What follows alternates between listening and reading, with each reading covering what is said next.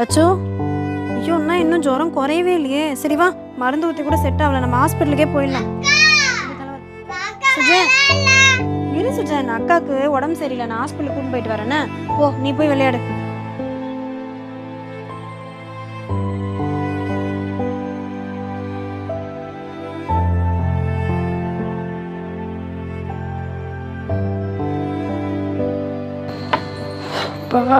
அச்சோ, அம்மா போய் டிஃபன் ரெடி பண்றேன். ரெடி பண்ணிட்டு வந்து கொடுத்துட்டு.